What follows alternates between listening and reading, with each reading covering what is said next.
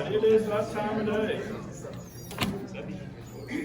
Housekeeping wise, we're going to start a 2-week lab, a synthesis this week, and then we're going to do analysis on that next week, learn how to do some chromatography and some other techniques. And so we'll get to use Bunsen burners and lots of heat this week to make this happen. And so it's kind of fun synthesis.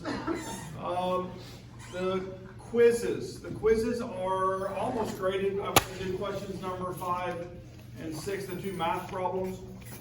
As soon as I finish those up, then I'll get them recorded and put into your drawer upstairs for you to collect. I won't do that before Wednesday, okay? So that's my promise. I'll finish them up hopefully this afternoon. It may be in the morning. We'll have to see. But anyway, does that sound good? So you can have that to look at for the exam. There is an exam on Friday, chapters 4, 5, and 6. You should be practicing it right now, okay? I keep looking at Achieve and seeing a lot of uncompleted homework there. So encouragement to be working on that. That will help you on the exams and those types of things to get ahead on that. So that you're doing the learning curve before you come to class. So it's review in terms of when you're in class. That will really help make those scores look better when you take that exam. Okay? So just encouragement to get those things done. If you need help with it, please let us know. Yeah. Questions or comments? Any other housekeeping or anything for me?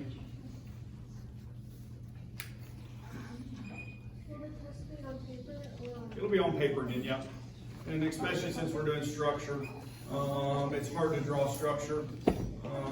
You can pick structures out, but I just don't think it's the same. So, yeah. So I will plan to be on paper for that exam. Any other questions? I don't know yet. I haven't finished 2 of the questions, and so they aren't total. Sometimes I'm surprised when I total. Sometimes good, sometimes bad. It's one of those random things that, and it depends. I didn't grade all of it, so without having graded all of it, I flipped through some of those pages, but the ones I looked at were good. Do what? Yeah. So I think everybody got over 20%. So for sure, yeah. Yeah. Good joke. No, I don't think so. I don't know yet because I haven't finished it yet. If you have to wait till after I finish it, then I can give you that stuff. So, the last test after corrections turned out extraordinarily good. It was the average was over 80% for both sections. So, which is high for me. Okay, for my chemistry courses, that's a high average even after corrections. So usually it's still in the high 70%. So you got to be good on that. Okay, I do know that. We've been working on drawing structures, and so there are some structures Lewis structures that are interesting. Okay, we know the octet rule and we know the duet rule. But there are some things that have less than an octet that don't fit the duet rule, okay? And so we're going to give a couple of examples of those. Beryllium, which is in the second family up there, element number 4, it actually can make beryllium hydride, for example, or beryllium chloride. And so if we look at that, then, wow, we can't see it.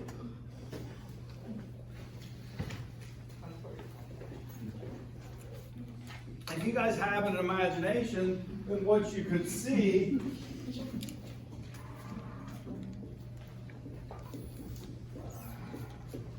would be this combination, okay? And so we see where if I start counting valence shell electrons, how many valence shell electrons would beryllium have in this situation? There would be 2 for each bond, right? And so that's a total of 4 electrons in its valence shell. That isn't any rule, is it? Well, it's the one for that element in that combination. Boron is another one that will do something that's similar, Does anybody want to guess how many bonds boron makes? Very commonly. It's element number 5, so it's still small. It has 3 electrons in its valence shell. So it will make a hydride with 3 hydrogens, or the example the book's giving is the chloride.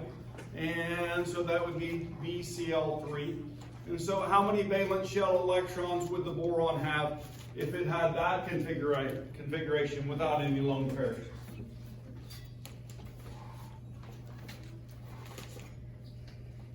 Bravery, you can do it. 6, yeah.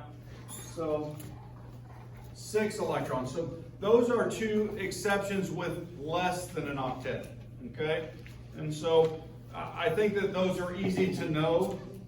And so they might be used as examples on the test to maybe make the Lewis structure for that, and so on. Okay? So just to be aware of that, because where they're positioned and those types of things. There's some other places where we see less than an octet, and there are a type of molecules called radical. And so a radical is a molecule that has an unpaired electron. Okay? So if I have an unpaired electron in my structure, I'm going to ask a question about that. Does it really want to be that way? No, but there's just not enough electrons available when it forms to give it that full octet. Okay? And so that makes these molecules, these radicals, very reactive, and they're looking to get another electron from something else. Okay? So just saying that out loud so you think about it. Let's actually try to do the Lewis structure for both of these on the board.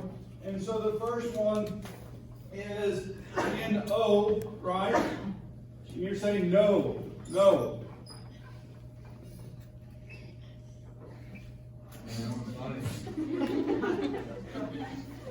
I'm trying.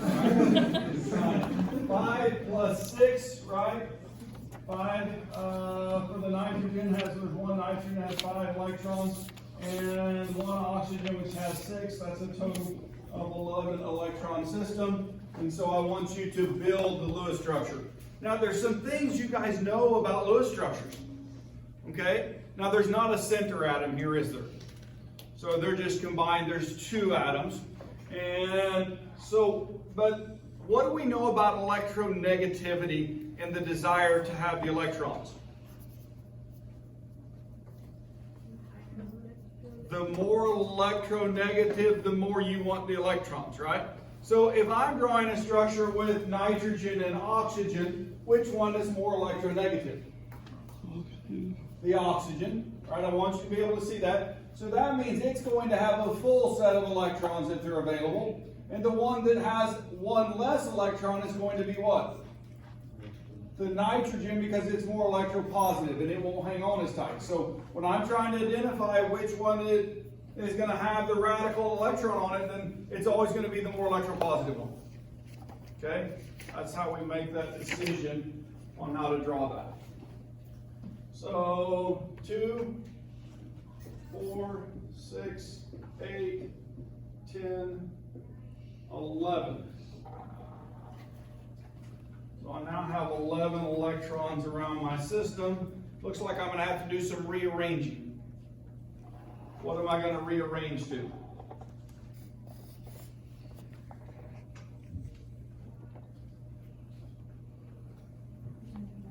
I'm going to make another bond. So I'm going to take a pair of those electrons and move them into double bond. 2, 4, 6, 8.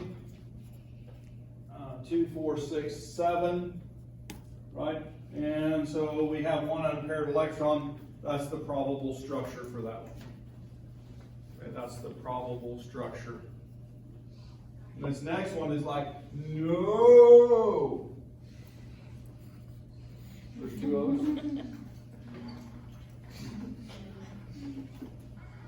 But it's really more like, you really want me to draw this? It's like, oh no.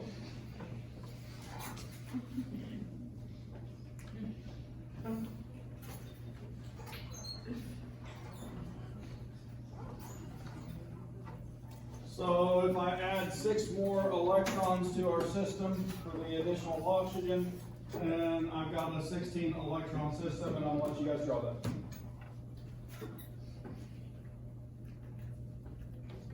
Try to do these, guys. Practice this, okay? I promise you, you'll do multiple structures on the test. I promise, okay? Not only that, I'm going to ask you to do formal charge and those types of things. Wouldn't it be 17? Oh, God, why did I write 16? I said 17 out loud. Yeah. I was just checking to see if you were paying attention. See, you gotta call me on that. Oh.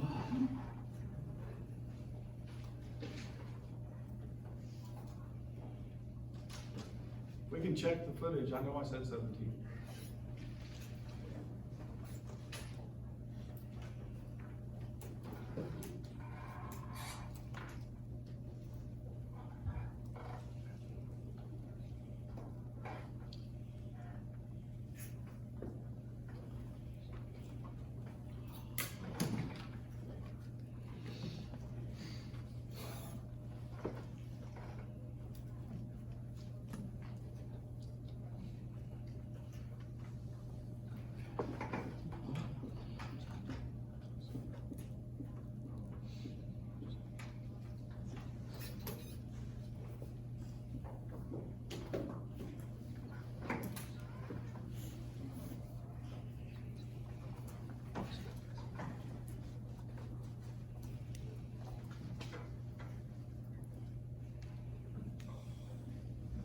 So what about this structure? What needs to change here? On both sides? On one side, I think. Yeah, that's what I would do. 2, 4, 6, 8, 2, 4, 6, 7, 2, 4, 6, 8. So do my electron count right. 2, 4, 6, 8, 10, 12, 14, 16, 17. Which is what's written on the board right here.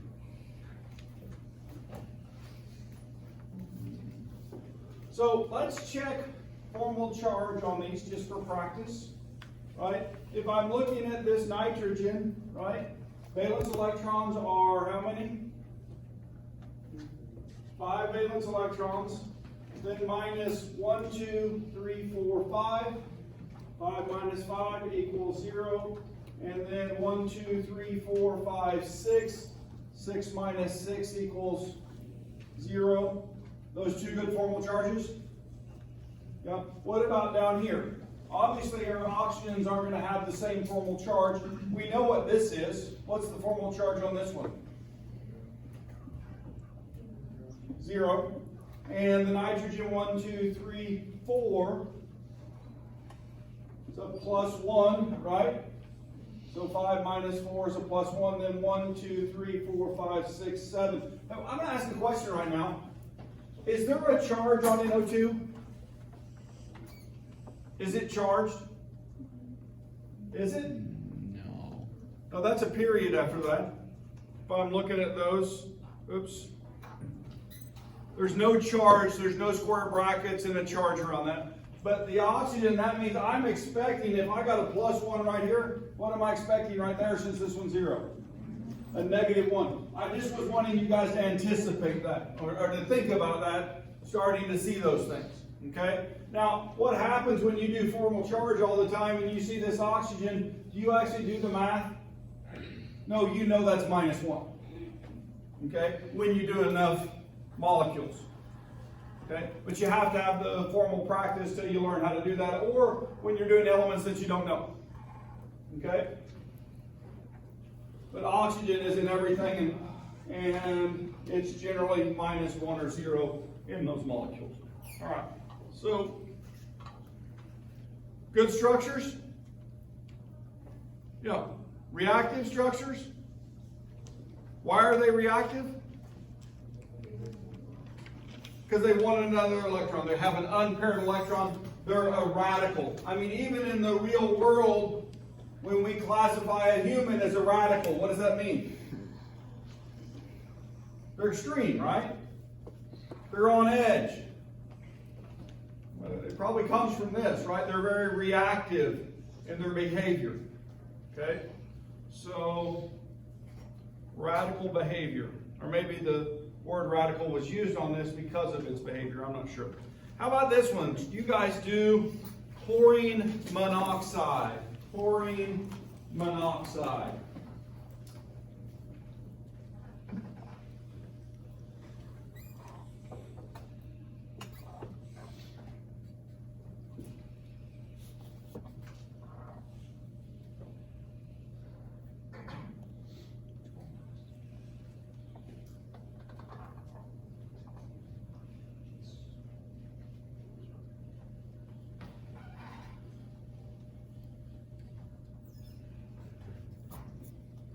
How many electron system?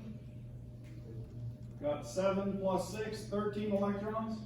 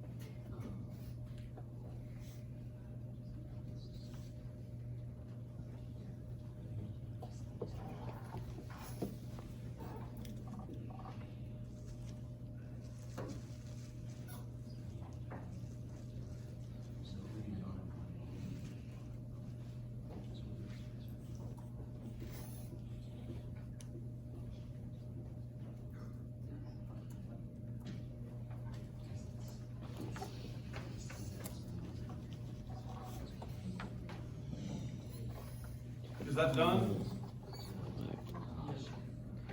And why did I put the radical electron on the chlorine? There's a reason. Because it's what? It's more electropositive than the oxygen is. That's the only reason I put it there. Now, I'm going to ask a question on both of these. Actually, let's do the electron, the formal charge for this, okay? For each of these before we go on. And this one is, how many valence shell electrons? 7 minus 1, 2, 3, 4, 5, 6.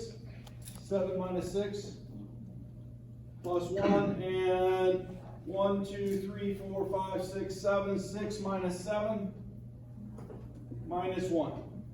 Okay? Now, what if I add an electron to both of those structures? All right, so if I put this plus 1 electron, I want you guys to draw the new electron configuration.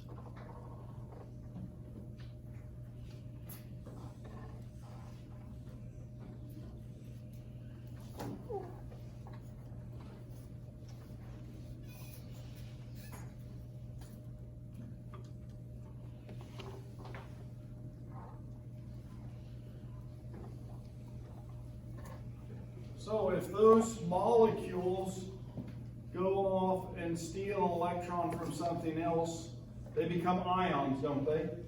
And when we redraw then we show that in the relationship that we have gained that additional electron. If I check my formal charge for each of these, right? 1, 2, 3, 4, 5, 6, 7. 7 minus 7 is 0. The oxygen is still the same, so it's -1.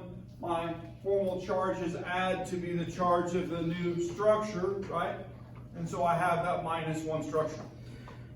Cool? You guys with me? And the same thing is going on here. If I add that electron, then it adds there on the nitrogen. I end up with a pair of electrons. Other than that, my structure is the same, isn't it? And I have a -1 charge, and we call that the nitrite ion, right? And so, now I have a question. Are these the same thing? This is NO2, and this is NO2 minus. Are they the same? Absolutely not. Okay, those are different structures. Okay, this one has a radical electron and is highly reactive. This one has full valences and is non-reactive. Okay, you guys with me? So it completely changes its chemical nature to go from one to the other.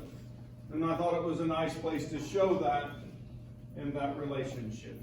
Okay, so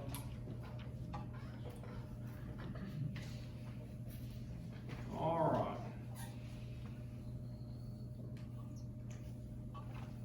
So there's our formal charges. All right. So if we've looked at that, then what we see is that we have made those structures and expanded those. So now we're moving on to more than an octet. Okay, we did less. What were the two elements we were looking at? Other than hydrogen, hydrogen has a duet, right? And so hydrogen has a duet. What has 3? Boron, what has 2? Beryllium, right? So those are the two exceptions. Now we're going the other direction. What elements can have more than an octet? Where do we have the period 2? They're too small to expand the octets on. Okay? But if we move down into period 3 and go across, then what we see is those elements and below are large enough that we can put additional bonds on them. Okay? And so there are a number of books that call this expanded octets. It's not an expanded octet. Okay? I like expanded valence shells. Okay? That's what I'm going to say. Instead of expanded octets. So we can have more than 4 bonds or those types of things. There's 2 examples on the board right now, or on the overhead, and we're going to draw, let's do the first one, and I want you to draw the structure that would have an octet on the center atom. Okay, so you guys looking at the center atom? What element is that? Sulfur, right? So if I put sulfur in the middle, and oops, that's not sulfur, that's carbon. It's like writing 16 for 17 right there, isn't it? So sulfur in the middle, and it's got an overall -2 charge. And so what's the total number of electrons for this system?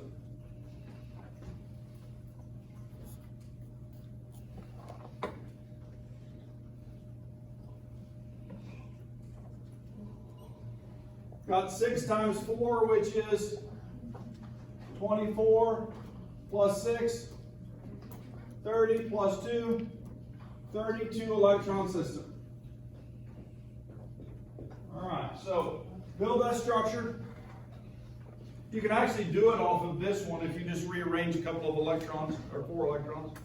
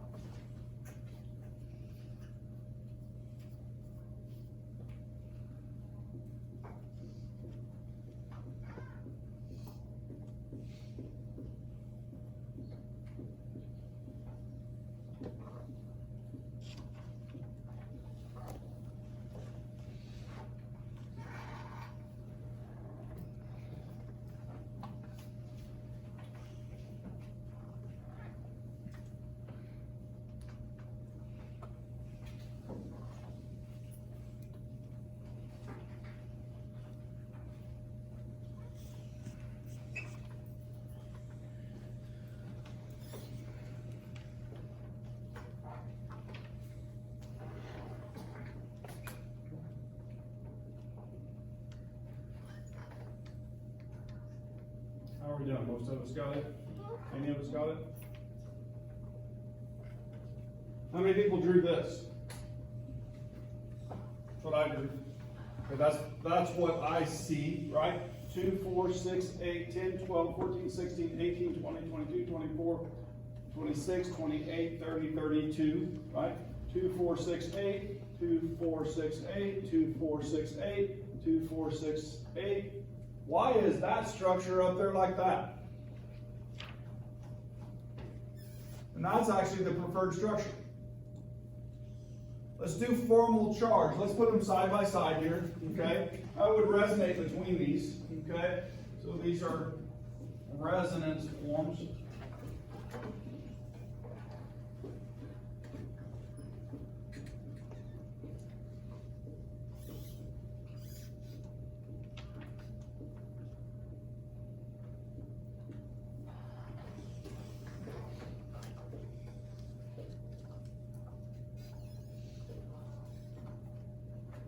So now I've got both of them up there. And let's do our resonance forms in terms of the formal charge. If I have 2, 4, 6, 7, 6 minus 7, each of the oxygens are identical in this. Would you guys agree with that? And they're all what? Let's do that in a different color. The formal charges are all what? -1. Would you guys agree with that? And then this has 6 valence electrons -4, so this is a +2 formal charge.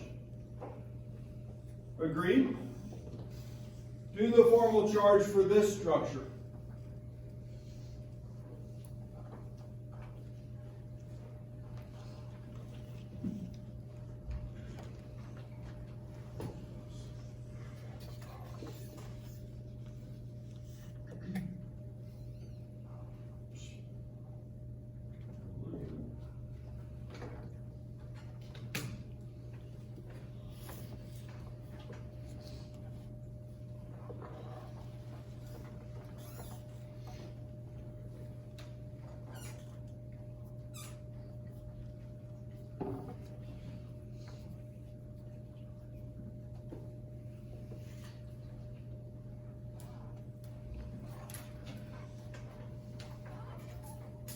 So when we're doing structures and we can minimize the formal charge and the electronegative elements have the negative charge on them, then that's the biggest or the most probable structure, the lowest energy form. Okay? Now, knowing that elements below the third period and below can do more than 4 bonds, then what we learn is that the formal charges are 4 negatives and a +2 in this structure. And over here, there's 2 -1s and the rest are zeros. So this has a minimized formal charge count, and the electronegatives are carrying the negative charge. And it accounts for the -2 that's in the structure. And so this is the preferred structure. Right? And it takes some knowledge to be able to identify this, knowledge and practice. Okay? I know that it's not straightforward because as a general chemistry 1 student, then this is the level that we've worked at, right? And so now we're trying to expand that, and we're trying to expand that where you recognize when you should change that. Okay? Do the same thing for the phosphorus. Okay? Do the same thing that we just did for the phosphorus, or the phosphate ion, I should say it that way. And so there's the expanded valence and the octet.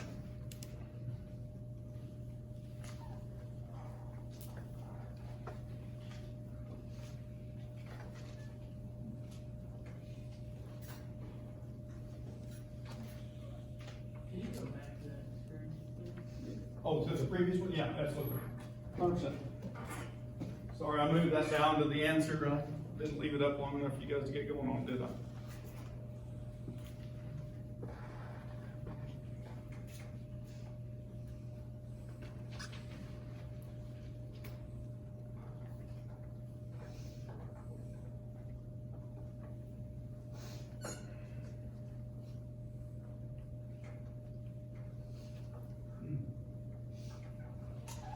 forgot a very important housekeeping item while you're writing.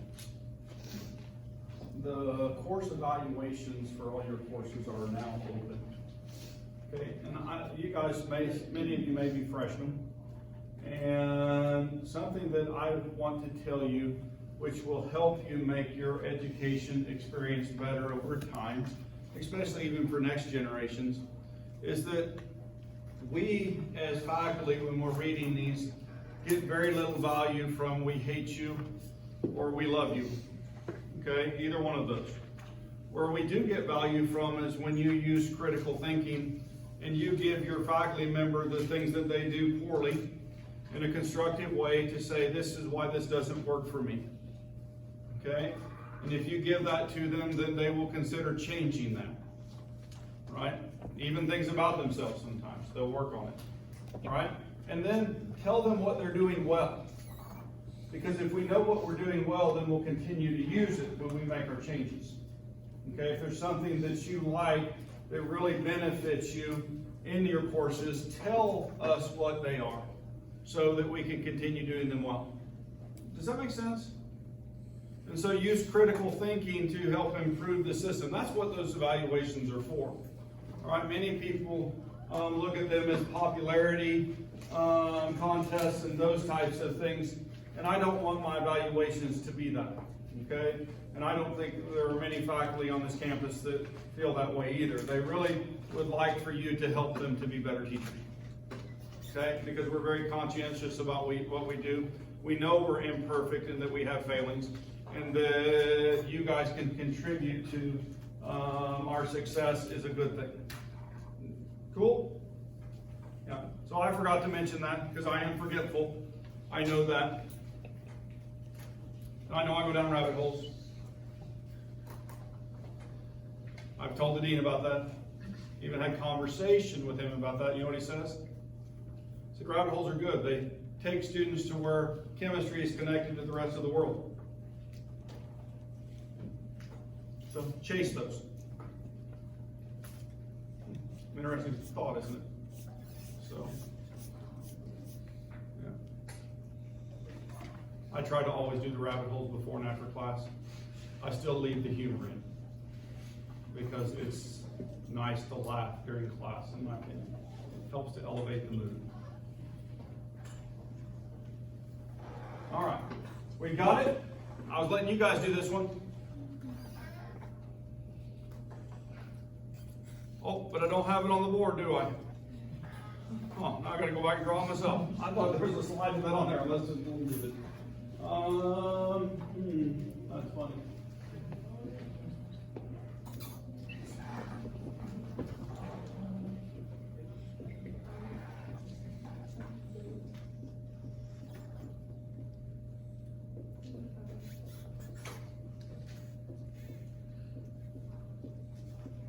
So 5,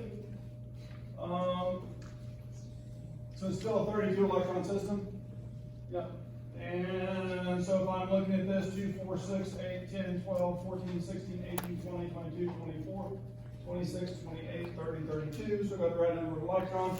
Everything has an octet. We need to put in those additional 3 electrons. And so we have that drawn in. And so when I'm looking at the 2 structures, if I look at the phosphorus, then this is 5 minus 4, that's a plus 1. And these are all minus 1 in terms of the formal charge. And so plus 1 plus 4 minuses is minus 3. So, but if I'm looking up here and I do the formal charge on the phosphorus, what's it? It's 0, isn't it? Okay? So if I'm looking at this,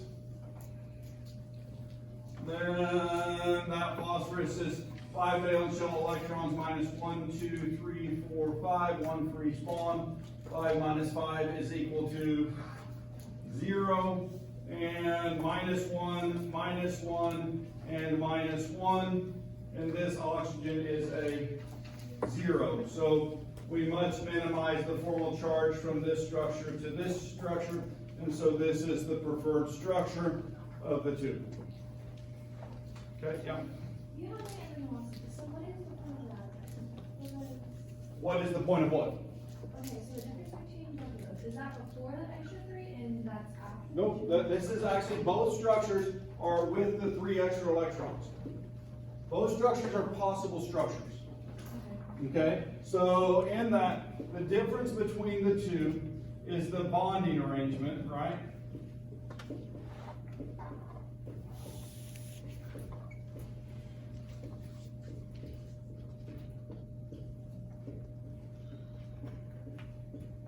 So the only difference between the two structures, they have the same number of electrons. They have the same number of electrons. I just got that myself. They have the same number of electrons. They only have a different bonding pattern. Okay, and the bonding pattern on the right expands the bonding to 5 bonds on the center atom, where the one on the left only has 4 bonds on the center atom. Okay, that's the difference between the two. But if I do formal charge on them, and maybe I should have done those in red so they stick out more, but this is a -1, this is a -1, -1, and this is a 0 and a 0. Okay, and so when I'm looking at those, and I have these at 0, that's where I want them to be, and then each of the oxygens is accounting for my minuses that I have right here. Okay, and so, but when I go over here, then what I find is that all 4 oxygens are minus charged, right? And the center atom is plus charged. Now, when I add those all together, I still get -3, okay? Which is the same thing. But then the question becomes, if both of these structures are possible, which one is the best? And the best structure of the two is this one because the formal charges are minimized.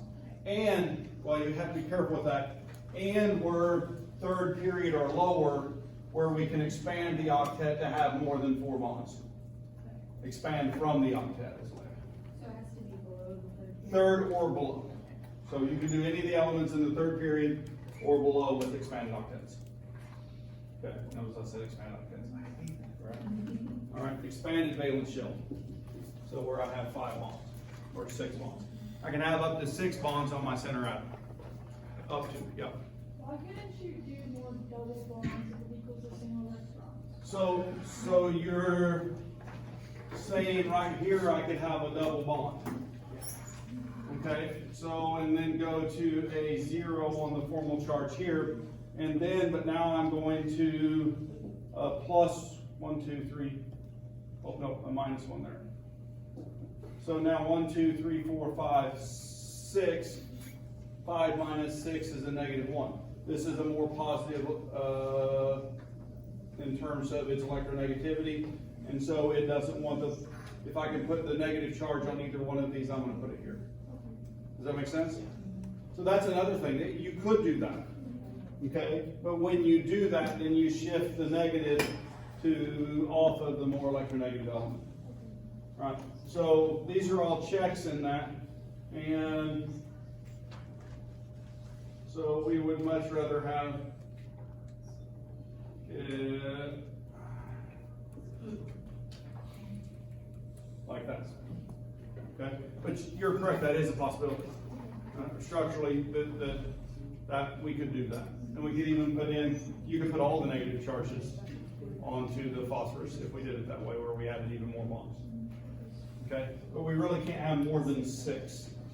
Okay, there's a limit. It's kind of like on it's 4 bonds on the 2nd period, and then we can have up to 6 below that, space-wise. All right.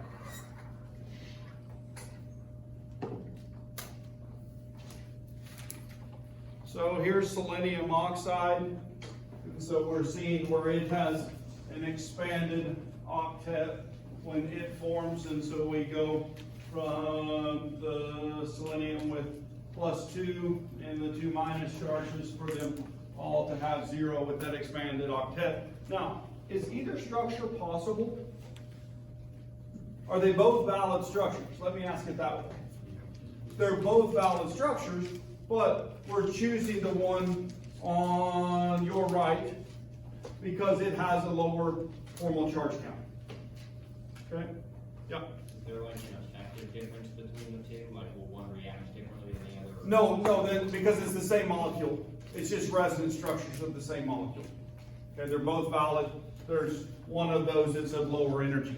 but it also is what gives the molecule stability, or we say that a molecule with resonance has more stability than one without resonance. Okay? So, does oxygen prefer to have a negative formal charge over 0? Does oxygen prefer? Well, If there is a negative charge that needs to be accounted for, and oxygen is with any other element other than fluorine, then it will have that negative charge if there's one available. So why wouldn't we prefer the left one over the right? Because the formal charge is minimized. When I can get rid of formal charge completely, then that's better. So if we prefer. We prefer it, yeah, and so you want to minimize that as much as possible, but if you can't get rid of it, then you would put the negative onto the more electronegative element. Okay. Right? Does that make sense? So that's kind of the general rules as we go through this, right? And in fact, when we start to look, there's a revised set of guidelines or rules. At the beginning of the chapter, we started with a set of rules to do Lewis structures.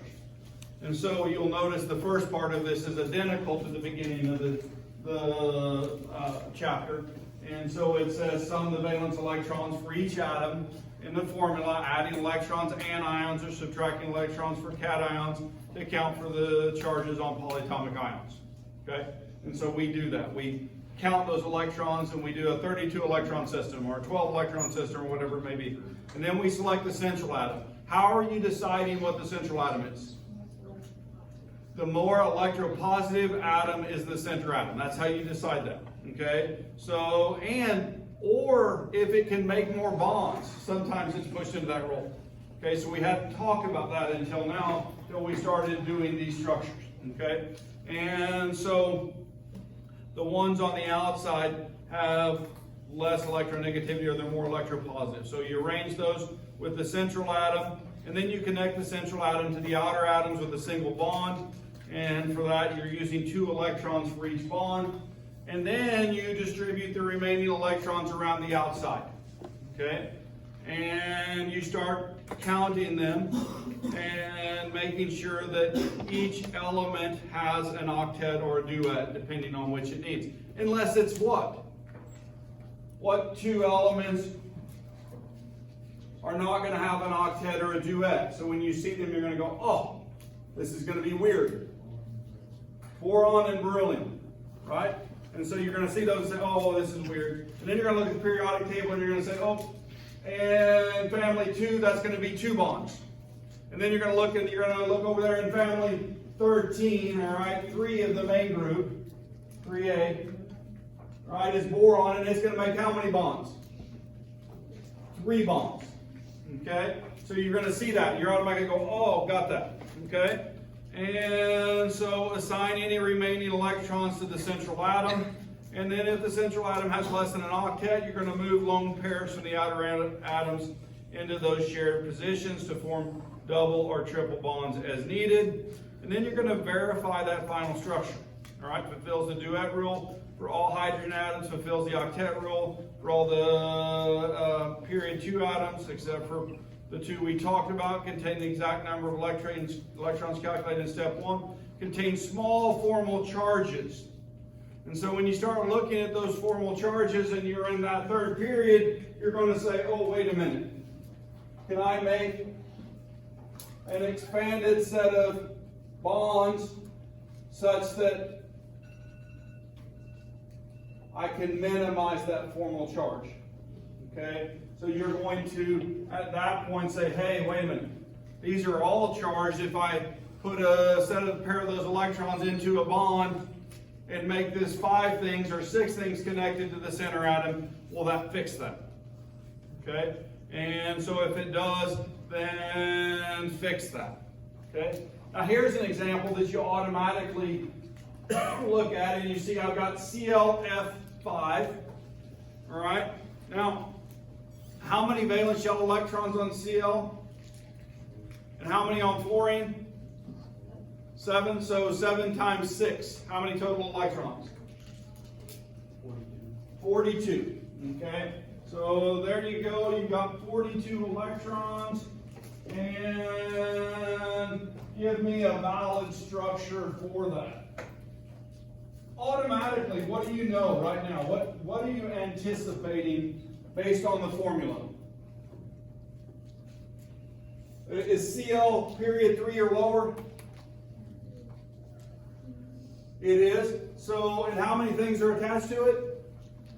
And is it more, are the 5 things more electronegative than the CL? The CL is the center atom, and how many bonds are going to be on that thing? At least 5. Okay, at least 5.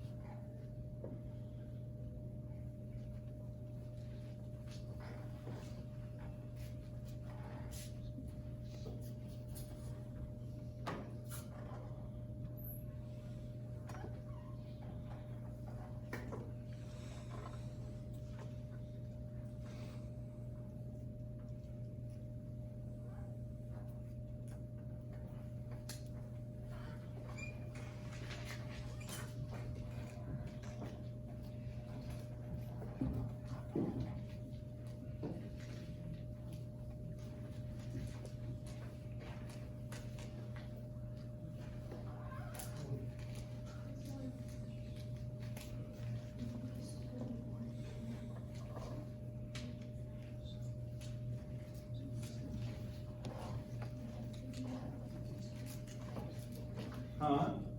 There's not enough electrons, is it? I mean, that's what you want it to be, isn't it? I counted twice to make sure it's only 40. Right? So where in the world are those other electrons going to go? Huh? On the chlorine. What do you think? Can we put them on the chlorine? We can make up to 6 positions on the center atom, right? You guys with me? And so if I put a lone pair on that chlorine, then now I've got 42 electrons. I'm expanded, right, to 6 locations. Now, we'll work on structure next chapter. Okay, in fact, we're going to learn that this has a known shape, right? And it's named, okay? And so we're going to learn how to do that, and we're going to learn how to do that from the Lewis structures. And so realizing that when you draw those, we put out our atoms, we got the right number, we put single bonds to each of those, we draw them, and we note that there's 40 in the structure without the lone pair. We put the lone pair on, and then we can actually look at the all of the octets and the expanded bonding configuration of the chlorine, and we can do formal charges for those and find them, and the low formal charge indicates that this is a reasonable structure, and so I'll quit there because I'm out of time. Okay.